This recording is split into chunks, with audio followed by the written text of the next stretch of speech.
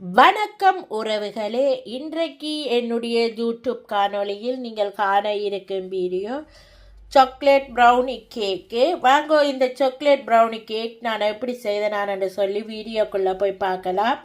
வீடியோக்குள்ளே போகிறதுக்கு முன்னால் ஃபர்ஸ்ட்டாக இந்த வீடியோ பார்க்குறீங்களா? அப்போ மறந்துடாமல் சப்ஸ்கிரைப் பண்ணிவிட்டு பக்கத்தில் இருக்கிற பெல் பட்டினையும் கிளிக் பண்ணிவிட்டு பாருங்கள். அப்போ தான் நான் போகிற வீடியோக்கள் எல்லாம் உங்களுக்கு உடனே நோட்டிஃபிகேஷனாக வந்து சேரும். இப்போ வாங்க வீடியோக்குள்ளே போகலாம். இந்த ப்ரௌனி கேக் எப்படி செய்தாங்களான்னு சொல்லி வீடியோக்குள்ளே போய் பார்க்கலாம். இன்றைக்கு நான் உங்களுக்கு ஒரு ப்ரௌனி கேக் தான் செய்து காட்ட போகிறேன்.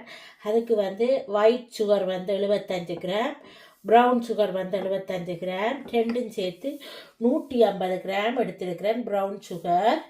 மற்றது பட்டர் எடுத்திருக்கிறேன், எக்கு 3 எடுத்திருக்கிறேன், 1 கப்பு மாவு எடுத்திருக்கிறேன். மற்றது இது சாக்லேட் எடுத்திருக்கிறேன், குக்கிங் சாக்லேட். மற்றது கொக்கோ பவுடர். இப்போ இவ்வளோ தான் தேவையான பொருட்கள். மீதி பொருட்கள் நான் கேக் அடிக்கும் போது உங்களுக்கு சொல்கிறேன்.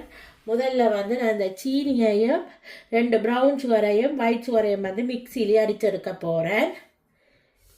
இப்போ நான் இந்த சாக்லேட்டையும் பட்டரையும் மெல்ட் பண்ணுறதுக்காக இதில் நான் சுடுதண்ணியை மண்சட்டியில் விட்டுருக்கிறேன். மண்சட்டியில் விட்டுட்டு நான் இப்போ எந்த டிஷ்ஷில் மெல்ட் பண்ண போகிறேன்னா அந்த டிஷ்ஷை நான் தண்ணிக்கு மேலே வச்சுருக்கிறேன். இப்போ எடுத்து வச்சுருக்கிற சாக்லேட்டை இதில் போட்டுக்கொள்ளுறேன்.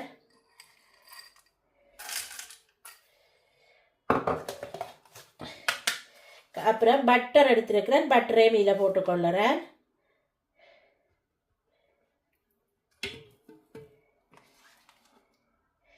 பட்டரும் நல்லா மெல்ட் ஆகட்டும் சாக்லேட்டோட சேர்ந்து. இப்போ பார்த்தீங்கன்னா பட்டரும் சாக்லேட்டும் நல்லா மெல்ட் ஆகுது பாருங்க. இது ஈஸியாகவே செய்யக்கூடிய ஒரு விஷயம் தான். என்னென்னு சொன்னால் நீங்கள் டபுள் பாயில் பண்ணுறதை விட இது ஈஸியாக செய்யலாம்.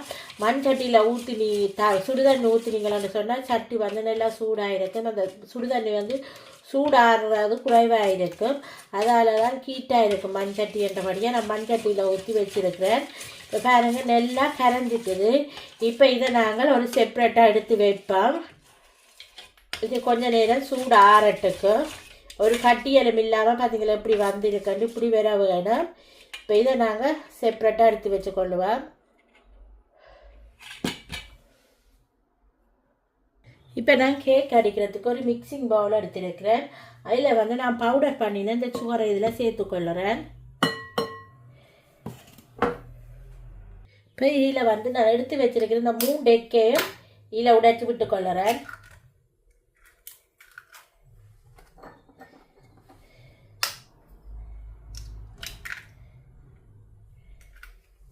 பெரிய எக்காக இருந்தால் நீங்கள் 2 எக் விடலாம்.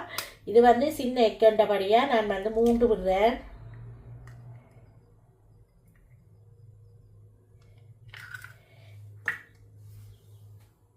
இப்போ நாங்கள் இதை மிக்ஸ் பண்ணி எடுத்துக்கொள்ளுவோம்.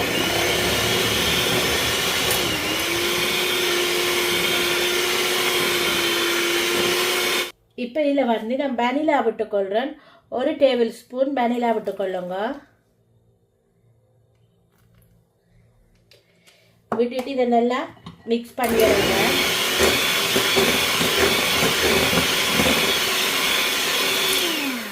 இப்போ நாங்கள் இதில் மிக்ஸ் பண்ணி வச்சிருக்கிற பட்டரும் சாக்லேட்டும் இதை இதில் விட்டுக்கொள்ளுவோம். சூடு கொஞ்சமும் இருக்கக்கூடாது, பார்த்து பாருங்க. சூடு இல்லாமல் தான் இதில் விட வேணும்.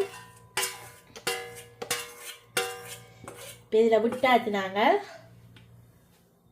இப்போ இதோட சேர்த்து நல்லா மிக்ஸ் பண்ணி எடுத்துக்கொள்ளுவோம்.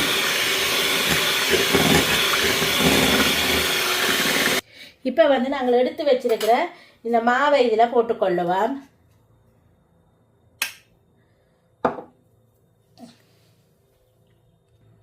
இப்போ இதில் நான் 15 கிராம் கொக்கோ பவுடர் போடுறேன். 2 டேபிள் ஸ்பூன் வெறும் கொக்கோ பவுடர் போட்டுக்கொள்ளுங்க. போட்டுட்டு இப்போ இதை நாங்கள் அரிச்சு எடுத்து இப்போ இதை நல்லா நாங்கள் மிக்ஸ் பண்ணி கொடுப்போம்.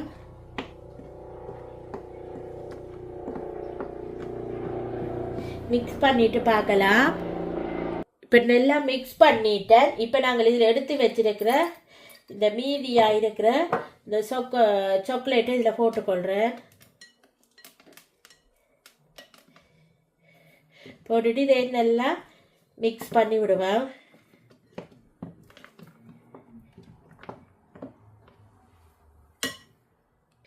இப்போ நான் ஒரு ரே எடுத்து அதில் வந்து ஆயில் பேப்பர் போட்டிருக்கேன். இப்போ நாங்கள் இந்த மிக்ஸ் பண்ணி எடுத்து வச்சிருக்கிற இந்த பட்டரை வந்து இதில் ஊற்றிக்கொள்ளுவோம். ஊற்றிட்டு பார்க்கலாம். இப்போ வந்து நான் வந்து நீங்கள் மேலால் நட்ஸ் போட விருப்பம்னா நீங்கள் நட்ஸ் போட்டுக்கொள்ளலாம், இல்லையாண்டா சாக்லேட் போட்டுக்கொள்ளலாம். நான் வந்து சாக்லேட் போட்டுக்கொள்கிறேன். ஏன்னா நட்ஸ் வந்து சின்னாக்கள் விரும்பாயினம் எங்கள் சின்னாக்கள், அதால் நான் அவைக்கு சாக்லேட் போட்டுக்கொள்கிறேன். உங்களுக்கு என்ன விருப்பமோ நீங்கள் அது போட்டுக்கொள்ளுங்க. இப்போ சாக்லேட் எல்லாம் போட்டாச்சு.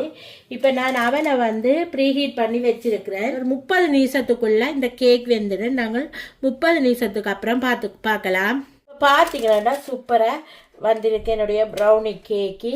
உண்மையிலேயே நல்லா பர்ஃபெக்டாக வந்திருக்கு. இப்போ உங்களுக்கு நான் கட் பண்ணி காட்டுறேன்னு பாருங்கள்.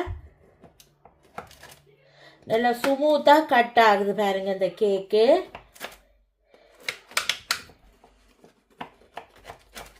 இப்போ நான் கட் பண்ணிவிட்டு பீஸ் எடுத்து உங்களுக்கு காட்டுறேன் எப்படி இருக்குன்னு சொல்லி பாருங்கள். உண்மையிலேயே சூப்பராக வந்திருக்குது.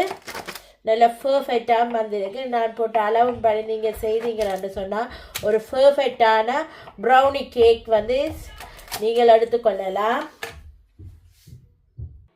இப்போ பார்த்தீங்கன்னா நல்லா பர்ஃபெக்டான ஒரு சூப்பரான ப்ரௌனி கேக் வந்து ரெடியாக இருக்குது பாருங்கள். உண்மையிலே நல்ல டேஸ்ட்டாகவும் சுவையாகவும் இருக்குது. நீங்களும் இதே மாதிரி செய்து பாருங்கள். செய்து பார்த்துட்டு உங்களோட கமெண்ட்ஸை வந்து எனது கமெண்ட் பாக்ஸில் தெரிவிங்க. இந்த வீடியோ உங்களுக்கு பிடிச்சிருந்தால் மறந்துடாமல் சப்ஸ்கிரைப் பண்ணிவிட்டு பக்கத்தில் இருக்கிற பெல் பட்டனையும் கிளிக் பண்ணிவிட்டு பாருங்கள். அப்போ தான் நான் போடுற வீடியோக்களெல்லாம் உங்களுக்கு உடனே நோட்டிஃபிகேஷனாக வந்து சேரும்.